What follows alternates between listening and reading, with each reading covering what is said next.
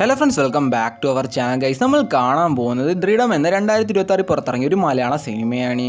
വീഡിയോയിലേക്ക് പോകുന്നതിന് മുമ്പ് നിങ്ങൾ ആദ്യമായിട്ടാണ് എൻ്റെ വീഡിയോ കാണുന്നത്, വീഡിയോ ലൈക്ക് ചെയ്ത് ചാനൽ സബ്സ്ക്രൈബ് ചെയ്ത് സപ്പോർട്ട് ചെയ്യണേ ഗൈസ്. അപ്പം നമുക്ക് നേരെ വീഡിയോയിലേക്ക് പോകാം. ഈ ഒരു സിനിമ തുടങ്ങുന്നതിന് നമ്മുടെ നായകനെ എസ് എ വിജയ് തൻ്റെ ആദ്യ പോസ്റ്റിംഗ് ആയിട്ട് ഇടുക്കിയിലൊരു സ്റ്റേഷനിലോട്ട് വരികയാണ്. അവിടെയുള്ള ആൾക്കാരും അവിടെയുള്ള ബാക്കി പോലീസുകാരും എല്ലാവരും നമ്മുടെ വിജയുടെ നല്ല റെസ്പെക്റ്റോടെ സ്നേഹത്തോടെയാണ് പെരുമാറുന്നത്. അങ്ങനെ സമാധാനത്തോടെ പോയിക്കൊണ്ടിരിക്കുന്ന സമയത്ത് ആ ഒരു നാട്ടിൽ ഒരാളുടെ ബോഡി കണ്ടെത്തുകയാണ്.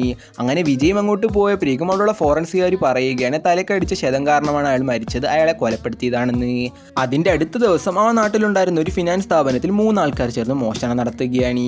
ഇപ്പോൾ ഒരു കൊലപാതകവും മോഷണവും എല്ലാം ആയതുകൊണ്ട് തന്നെ നാട്ടുകാരും തൻ്റെ മേലുദ്യോഗസ്ഥരും എല്ലാവരും വിജയെ കുറ്റപ്പെടുത്തുകയാണ്.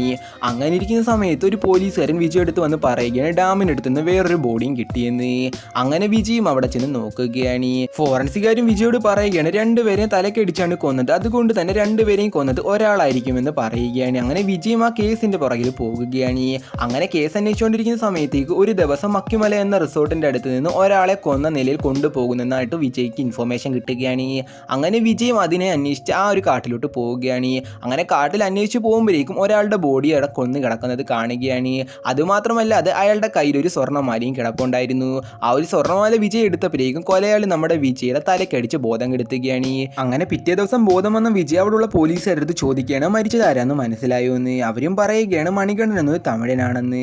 വിജയും പെട്ടെന്ന് തന്നെ മണികണ്ഠനെ അന്വേഷിച്ച് അവൻ ജോലി ചെയ്തുകൊണ്ടിരുന്ന ഒരു കോൺട്രാക്ടറിൻ്റെ അടുത്തോട്ട് പോവുകയാണ്. ആ കോൺട്രാക്ടറും പറയുകയാണ് മണികണ്ഠനെ കൂടാതെ 3 പേരും എൻ്റെ അടുത്ത് ജോലി ചെയ്തിട്ടുണ്ടായിരുന്നു എന്ന്, അവരെ ഇപ്പോൾ കുറച്ച് ദിവസങ്ങളായി കാണുന്നില്ലെന്ന് പറയുകയാണ്.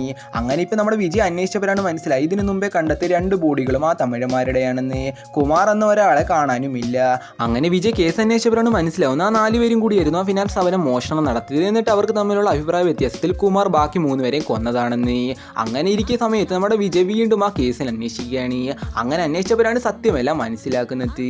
അവരെ മോഷണം നടത്താൻ സഹായിച്ചത് വേറെ ആരുമല്ലായിരുന്നു, വിജയുടെ കൂടെയുള്ള ബാക്കിയുള്ള പോലീസുകാരായിരുന്നു.